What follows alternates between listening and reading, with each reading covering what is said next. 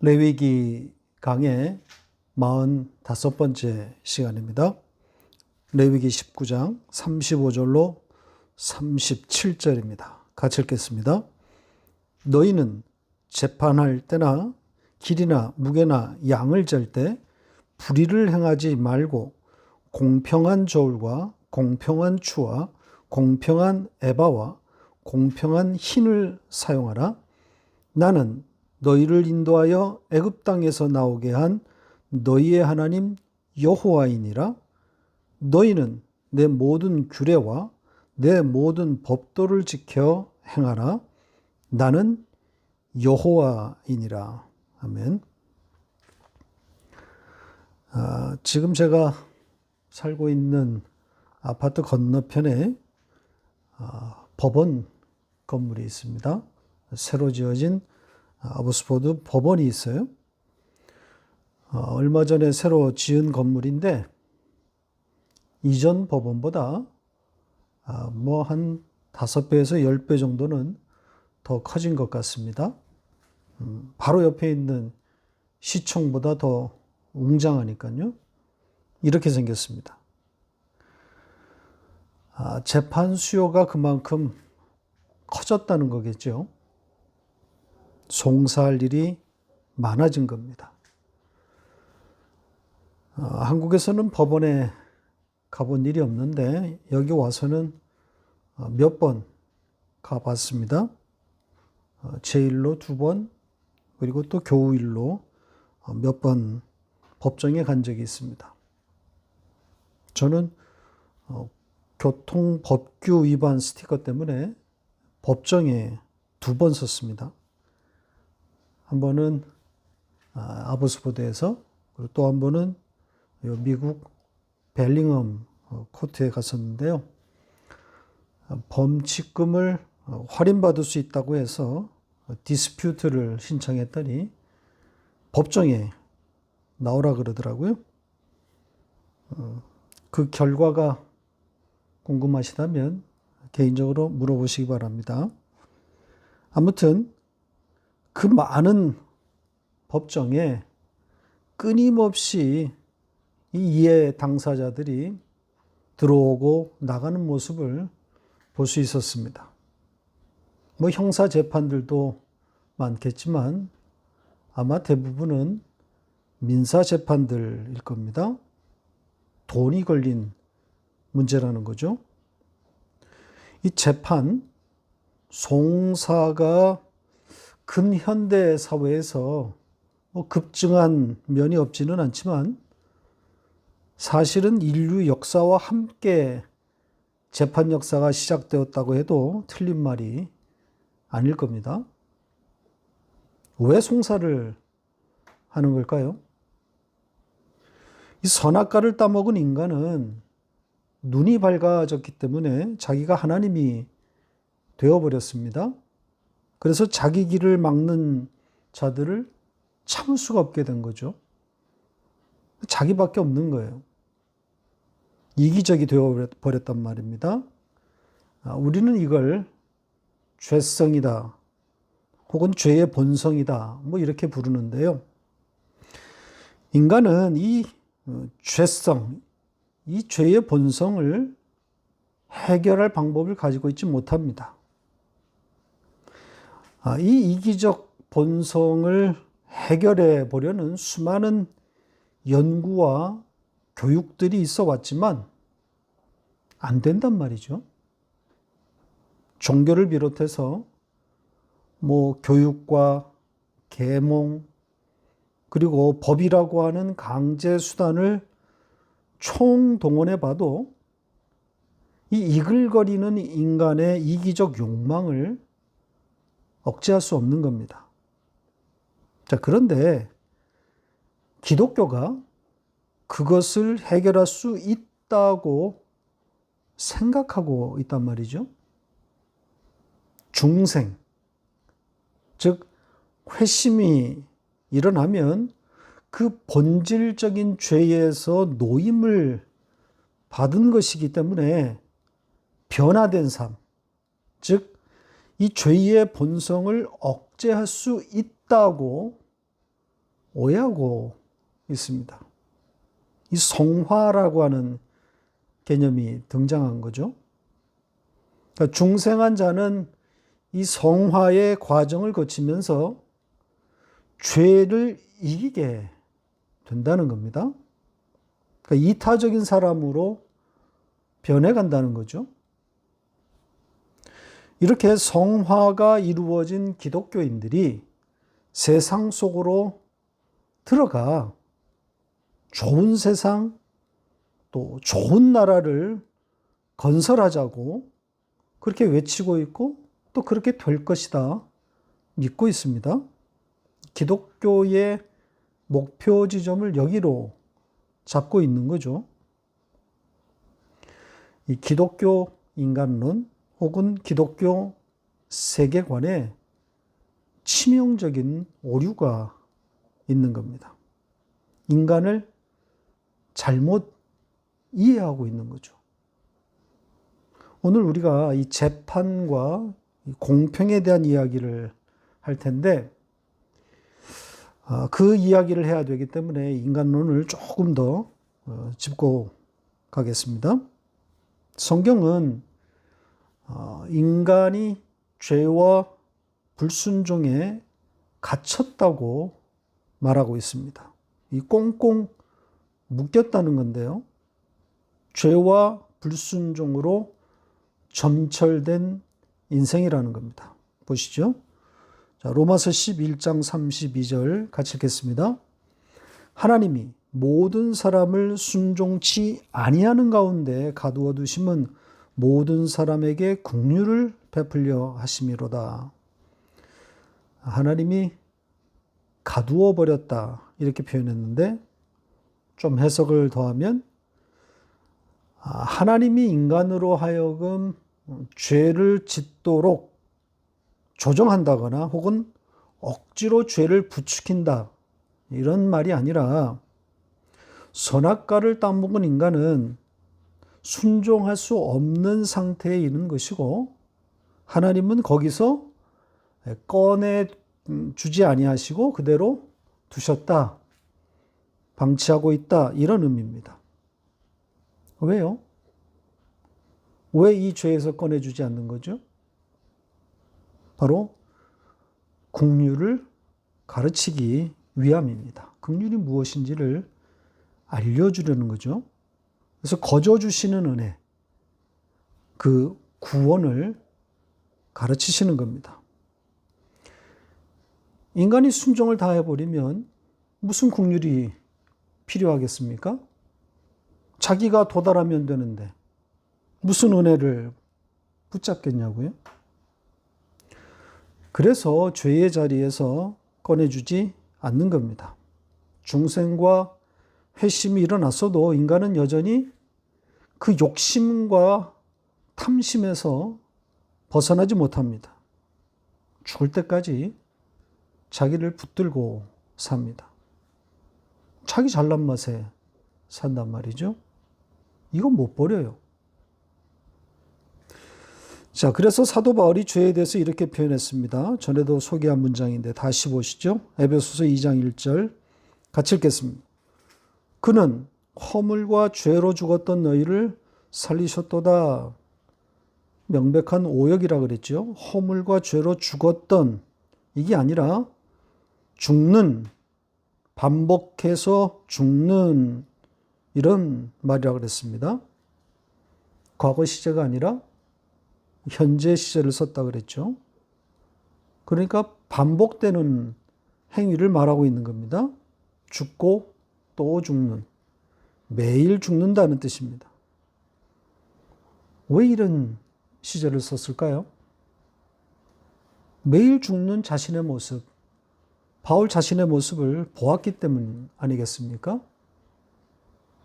자기 안에서 끓어오르고 있는, 식지 않고 있는 자기의, 자기 연민, 자기 자랑을 본 겁니다.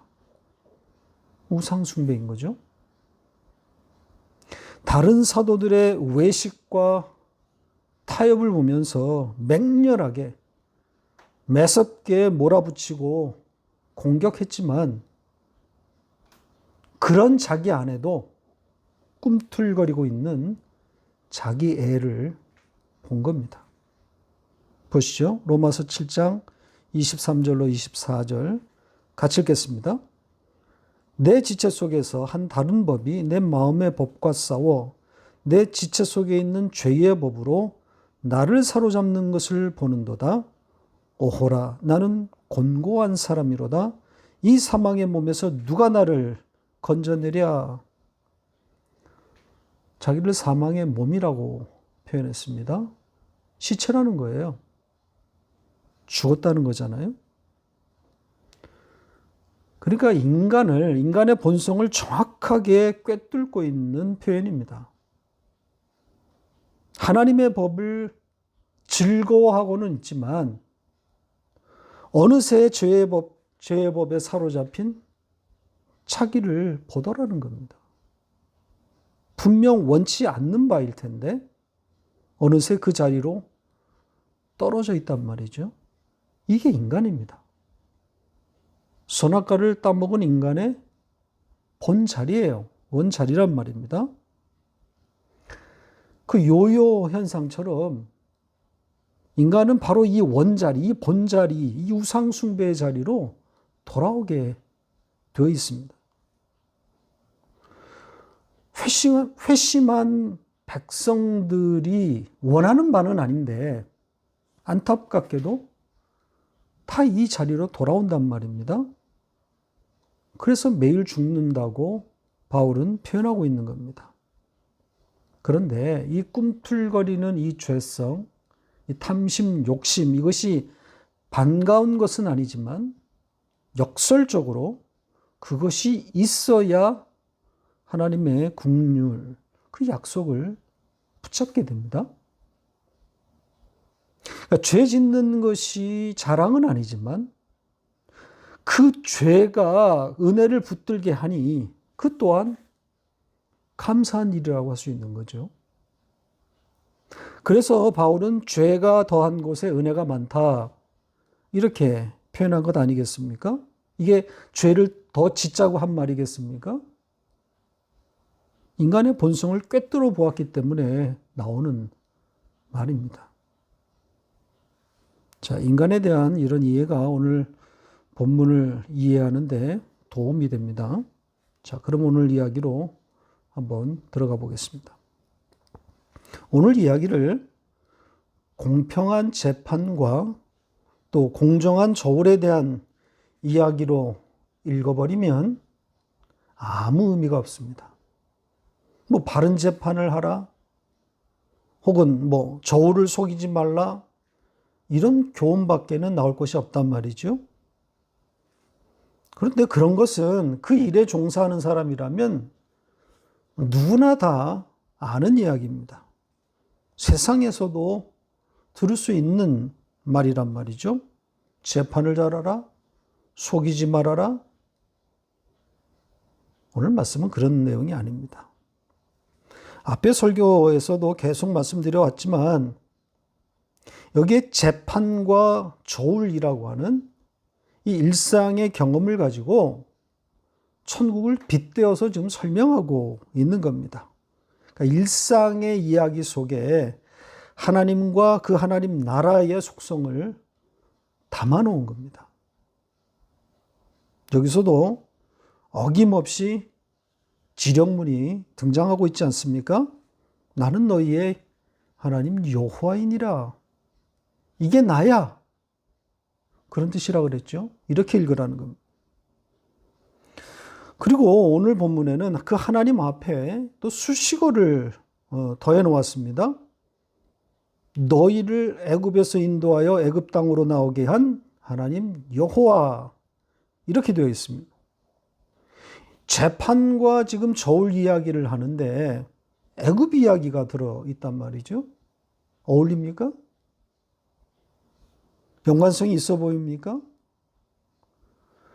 그러니까 애굽에서 지금 나오겠다는 것은 해방이고 구원인데 구원의 하나님을 말하는 거 아니겠습니까? 그런데 공평한 재판이나 뭐 공정한 저울 어울리지 않는단 말이죠. 하지만 이 지령문으로 오늘 말씀을 읽어야 하는 것이 맞습니다. 구원의 하나님으로 재판 이야기를 봐야 되는 거죠. 천국 이야기라는 거죠. 자, 그럼 이 재판과 이 저울의 이야기가 왜 어떻게 천국 이야기가 되는지 지금부터 설명해 드리겠습니다. 35절에 재판과 이 물건을 재는 이 저울 이야기를 하면서 불의를 행하지 말라 이렇게 되어 있습니다. 이 불의라고 번역된 이 단어를 주목할 필요가 있습니다. 이 단어를 추적해 보면 의와 반대되는 개념으로 사용됐습니다. 그래서 부정, 불의, 실수, 과오 혹은 죄 등등 이런 의미로 사용되었습니다. 문맥상 오늘 여기에서는 속이지 말라, 부정하지 마라 이런 의미입니다. 그러니까 재판할 때나 혹은 물건을 사고 팔 때 속이지 말라는 거죠.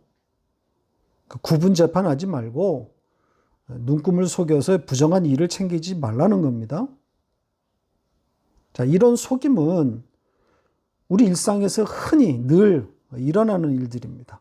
지금은 말할 것도 없고 당시에도 아마 비일비재 날마다 일어나는 일상이었을 겁니다. 왜 구분 재판이 일어나겠어요?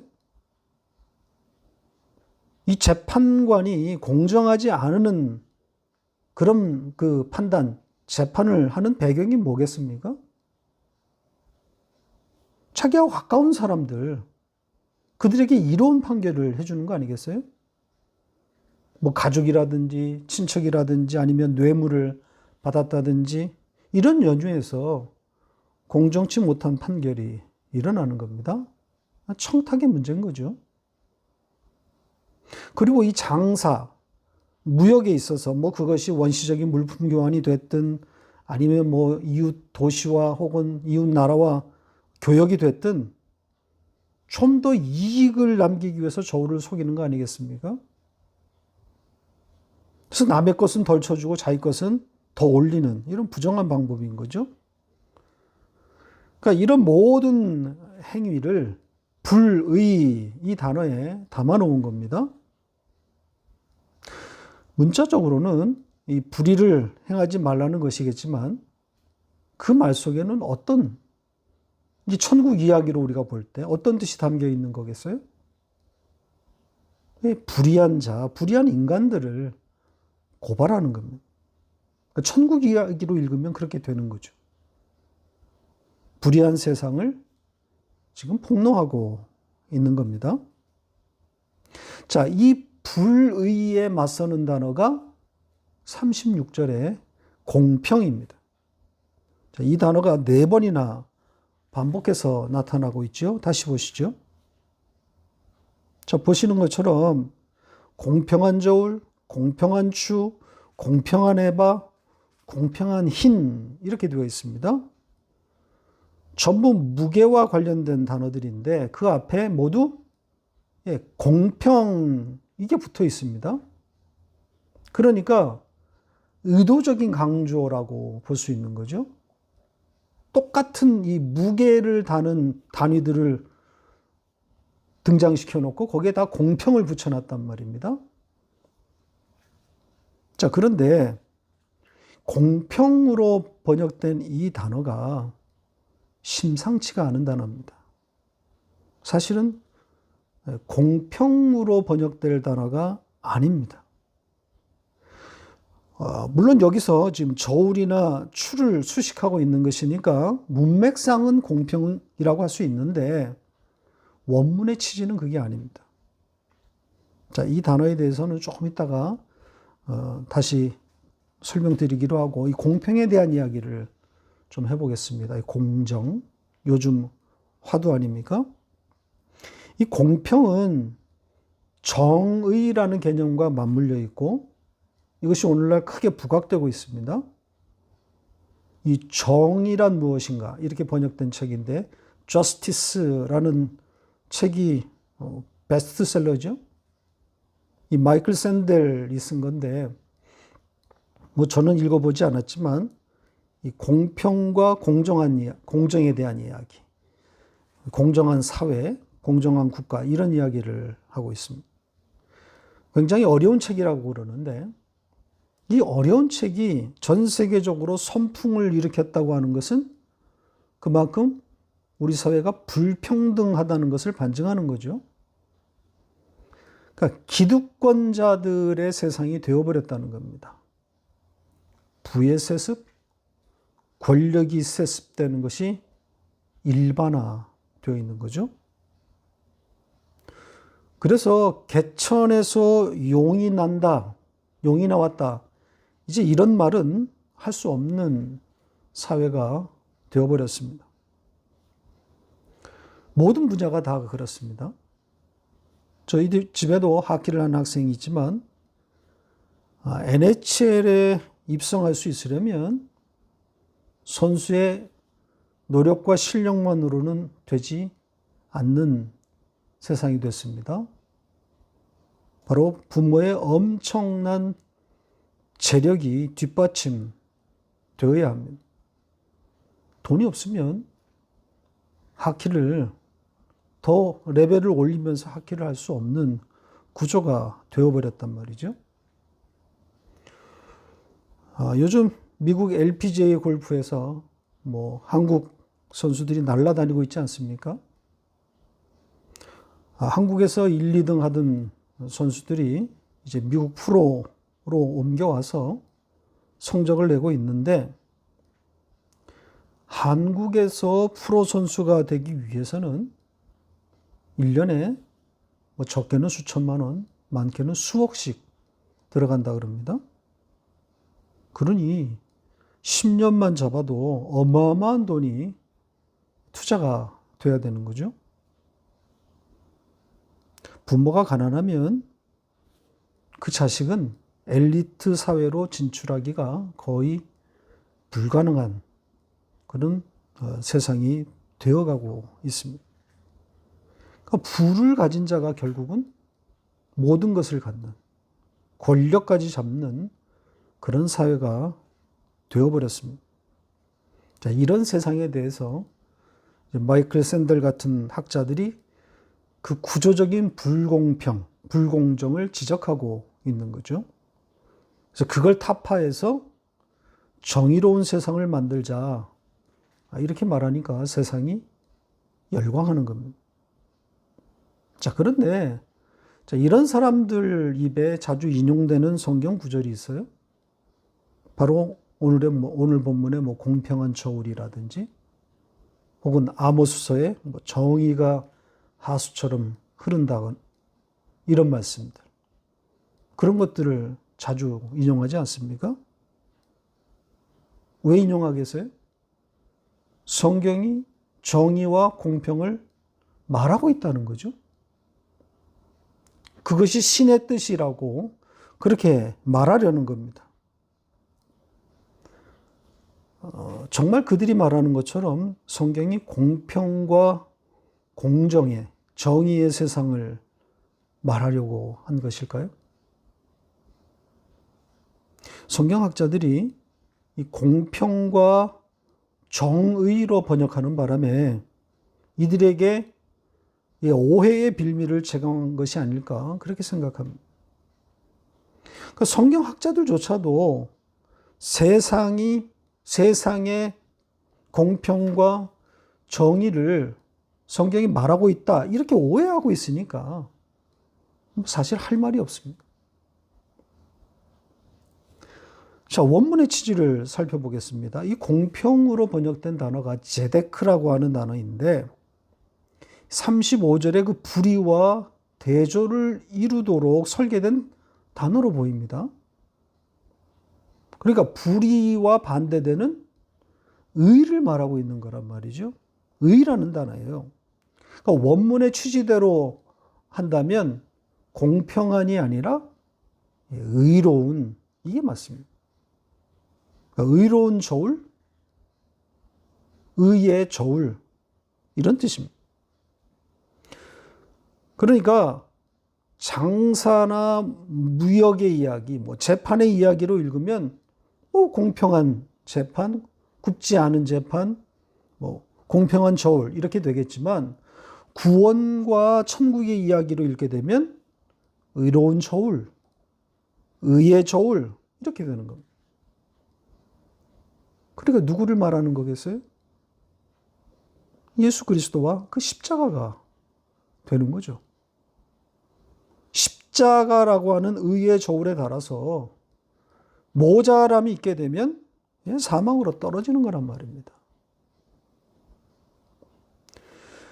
실제로 이 제데크라고 하는 단어가 70인경에 어떤 단어로 대체되었는지를 살펴보면 흥미롭습니다. 바로 디카이오스입니다. 의란 말이죠. 하나님의 속성을 정확하게 담고 있는 단어 아닙니까? 의란 말입니다. 그리고 하나님의 의가 뭡니까? 하나님이 정의롭다는 겁니까? 그러면 하나님이 정의로운 세상을 원한다는 거겠습니까? 아니죠. 하나님의 의는 독생하신 예수 그리스도밖에 없단 말입니다. 보시죠. 로마서 3장 21절 22절 같이 읽겠습니다. 이제는 율법 외에 하나님의 한 의가 나타났으니 율법과 선지자들에게 증거를 받은 것이라 곧 예수 그리스도를 믿음으로 말미암아 모든 믿는 자에게 미치는 하나님의 의니 차별이 없느니라. 하나님의 의가 누구겠습니까? 예수 그리스도란 말이죠. 의는 이것밖에 없어요. 그러니까 세상이 말하는 정의, 그것과 이 하나님의 의는 전혀 상관이 없어요. 그러니까 의와 정의를 구별할 수 있어야 합니다. 성경은 정의를 말하는 책이 아니란 말이죠. 극단적으로 말하면 성경은 이 정의, 세상 정의에 대해서 관심이 없어요. 오로지 하나님의 의만 말하고 있단 말이죠. 그 하나님의 의, 그 의로운 저울이신 예수와 십자가 이것만 말하고 있는 겁니다. 그러니까 천국은 그 의로운 저울에 달아서 넘침이 되는 자들만 들어가는 곳이에요. 십자가를 붙들고 있어야 그 의로운 추가 넘침이 되는 거란 말이죠. 십자가 없으면 저울의 추가 넘어가지 않아요. 그 이야기를 하고 있는 겁니다. 예수로 말미암아 이루어질 그 나라에 대한 이야기란 말이죠. 성경을 이렇게 읽지 않으면 오늘 재판과 저울 이야기는 아주 이상해지는 겁니다. 교훈과 명령으로 읽어버리면 이 말씀이 지금 실현되지 않고 있는 이 세상과 또 그 허무한 명령을 쏟아낸 그 하나님이 설 자리가 없게 되는 겁니다. 하나님의 권위가 땅에 떨어지게 되는 거란 말입니다. 아니, 당신이 말한 것을 당신의 백성들이라고 하는 자들부터 하나도 지키지 않는데 그게 말이 됩니까? 아니, 강제적인 수단을 동원해서라도 자기가 한 말을 지켜내도록 힘을 써서라도 강제적으로 지키도록 해야 되는 거 아닙니까? 안 지키면 하늘에서 불이 떨어지고 구분 재판을 하는 판사가 있으면 그날 밤에 바로 집에 강도가 들고 자식이 죽어 실려 나가고 그래야 똑바른 재판할 거 아닙니까? 그래야 말씀대로 지킬 거 아닙니까? 그렇게 해서라도 당신의 말에 대한 권위에 대해서 세워가야 되는 거 아닙니까?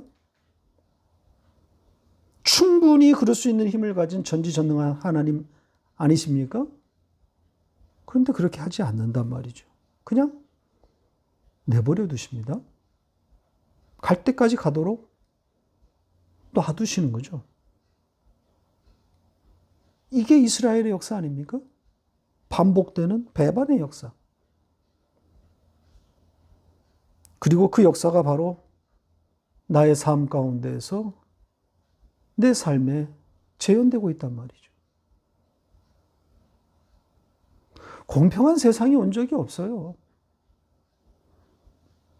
세상이 말하는 그런 평등과 평화가 실현된 적이 없습니다. 기독교가 융성했던 시절에도 그런 날은 오지 않았습니다. 아니, 오히려 더 타락했단 말이죠.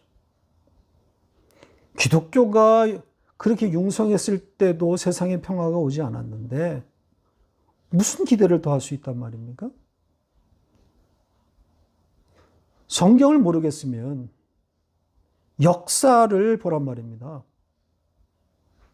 역사만 제대로 읽어도 머리 좋은 사람이라면 금방 의문이 들 거란 말이죠. 자, 마지막 절로 갑니다. 이 37절은 19장 전체를 받고 있는 문장입니다. 물론 바로 앞에 35, 36절과 연결되어 있지만, 그렇게 볼 수도 있지만, 그것보다는 19장 전체를 아우르고 있다고 봐야 합니다. 그러니까 내 모든 규례와 법도는 19장 전체를 받고 있는 말이라는 거죠. 그러니까 하나도 빼놓지 말라고 하는 강조의 의미입니다.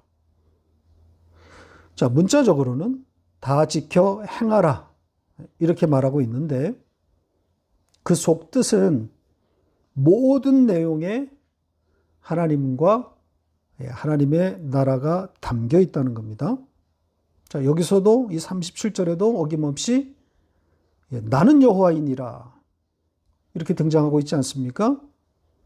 그러니까 모든 규례와 모든 법도에 당신이 담겼다는 거잖아요. 천국 이야기라는 거죠. 그러니까 지키고 안 지키고로 가면 답이 없어요. 해석이 안 된단 말이죠. 이상한 하나님, 그리고 이상한 그의 백성이 되는 꼴입니다. 코미디도 이런 코미디가 없어요. 바보 아빠의 바보 아들이란 말이죠. 되지도 않을, 지키지도 못할 명령을 내리는 아빠. 그리고 그걸 지키겠다고 발버둥 치다가 지키지도 못하고 지쳐서 떨어져 버리는 아들. 아니, 아예 명령을 내리지 말던가. 아니면 지킬 수 있는 것들만 주시든가. 그러니까 원인은 사실 바보 아빠에게 더 있는 거죠. 오늘날 교회가 성경을 잘못 읽고 있기 때문에 하나님을 이렇게 바보로 만들고 있는 겁니다. 세상이 이걸 알면 얼마나 비웃겠습니까? 자기네 신이 말한 거를 그걸 믿는다고 하는 사람들이 안 지키고 있단 말이죠. 자기를 믿는다고 하는 자들조차도 자기 수하에 넣지 못하는 그런 신? 누가 그런 신을 믿으려고 하겠어요? 자, 말씀을 맺겠습니다. 교훈이 됐든 명령이 됐든 이 말씀을 문자 그대로 지켜 살겠다. 나쁘지 않습니다. 그렇게 지키는 것이 맞다고 생각하고 그대로 살기로 했다면 이 37절 말씀처럼 모든 규례와 법도 이 모든에 집중하시기를 바랍니다. 선별적으로 지키지 말고 모두 다 지켜 행하기를 바랍니다. 부모를 두려워하고 화목제물을 태워드리고 모퉁이 부부는 수확하지 말고 속이지 말며 이웃을 사랑하고 열매는 4년 동안은 따지 말고 피를 먹지 말며 문신하지 말고 딸을 창녀로 주지 말고 머리 모양은 둥글게 깎지 말고 수염은 기르고 노인이 오면 일어서고 타지인을 사랑하며 바른 재판과 공정한 저울을 사용하시기 바랍니다. 아마 훌륭한 사람으로 칭송받을 겁니다. 그러나 이것 중에 이것 하나만큼은 도무지 지킬 수 없다라고 생각이 드셨다면 19장의 설교들을 다시 돌려서 들어보시기를 바랍니다. 그래서 지키고 지키지 못함에서 벗어나 풍성한 복음의 세계로 진입될 수 있기를 바랍니다. 예수로 성경 읽기라고 하는 이 성경의 문법을 통해서 하나님 나라의 또 하나님 나라에로의 흥미로운 여행이 시작되시기를 바랍니다. 에클레시아 동역자 여러분, 우리 함께 전하십시다. 그리고 전하는 자들, 그들을 독려합시다. 하나님은 우리를 통해서 당신의 택한 백성들을 부르고 계십니다.